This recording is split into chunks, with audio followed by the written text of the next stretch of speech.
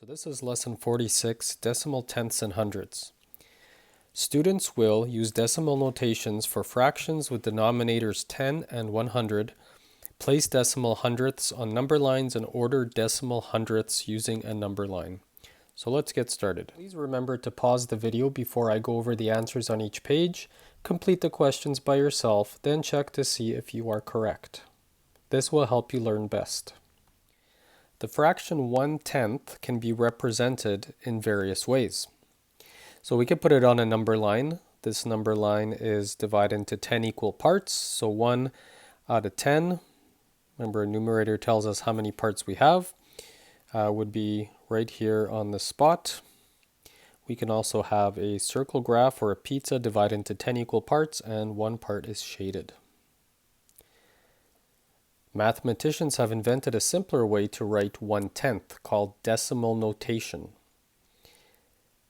So the fraction 1/10 here we can see as a fraction is written like this, and the equivalent decimal is written like this. If you remove that decimal point or ignore it for a moment, 1/10 looks like the number 10 backwards. So 2/10 would go right here on our timeline, or number line I should say. 5/10 is going to be right in the middle. 7/10 would be 2 spaces down. And 8/10 will be right here. You can also write the fractions for these decimals. So that's 2/10, 5/10, 7/10, and 8/10. Do you notice that the fraction and the decimal are said the exact same way? Over here we have 1, 2, 3/10, 4/10, and one space right before the number 1 will be 9/10. 1 would be 10/10. When the numerator and denominator are the same in your fraction, that means you have one whole. If I look back at my pizza, and I shade in all 10 parts here. If I shaded in all 10 parts, I would have 10 out of 10, and that would be one whole pizza. 3/10 looks like this, 4/10 as so, 9/10 like this, and then the number 1 can simply be written as 1.0. 2/10, we would have 2 pieces out of 10 shaded in, would look something like this. 3/10, we have 1, 2, 3 squares shaded in. For A, we have 8 out of 10 shaded, so the fraction looks like this, and the decimal equivalent looks like that. Both are pronounced 8/10. Here we have 7 out of 10 shaded, which looks like this in decimal, 7/10. Here we have 5 out of 10 shaded, which is 0.5 or 5/10. And here again we have 8 out of 10, which is equivalent to 0.8 or 8/10.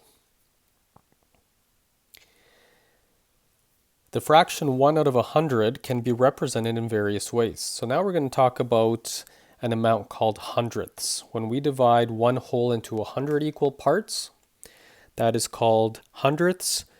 So you can see here we have a grid, a 10 by 10 grid, so it has 100 squares in it. One of them are shaded. This would be 1/10, but that's not what we're looking at here. We're looking at a hundredth. If we were to ignore this decimal point, doesn't this look like the number 100 backwards?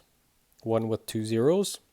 That's an easy way to remember that that's a hundredth. So this is 9/100ths as a decimal. It looks like this, 0.09.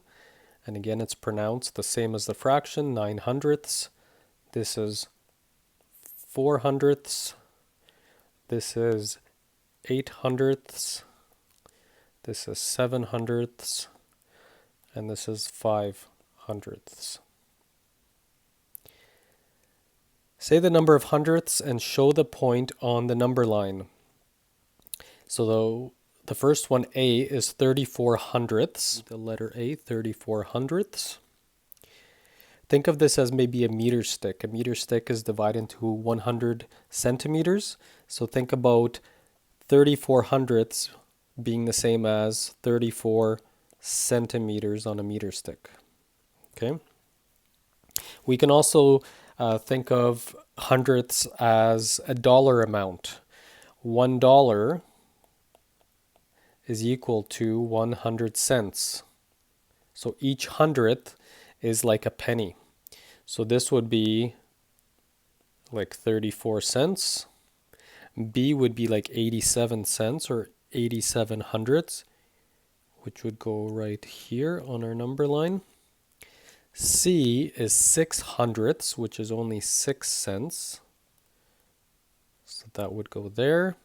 And D is 50 hundredths, so that's half of a dollar, 50 cents, right in the middle of our number line.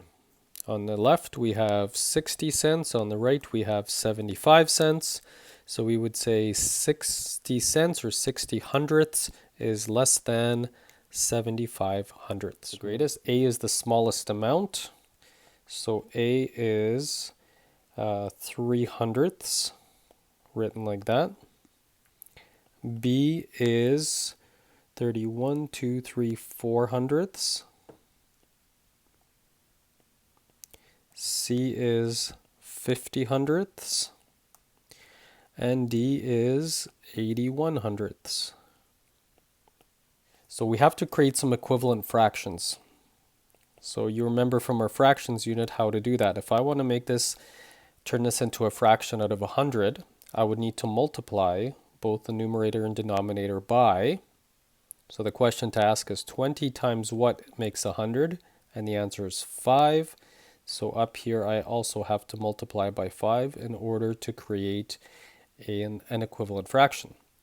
So now that it's out of 100, I can easily convert it into a decimal, which looks like this, 15 hundredths. So go ahead and do this with the other 4 questions. Here I multiply both top and bottom by 2. So I have 14 hundredths, which looks like this as a decimal. Here again, I'm multiplying by 2. I have 24 hundredths, which looks like this as a decimal. What do I need to multiply 25 by to turn it into 100? If you said 4, you are correct.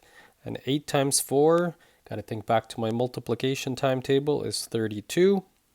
So here I have 32 hundredths.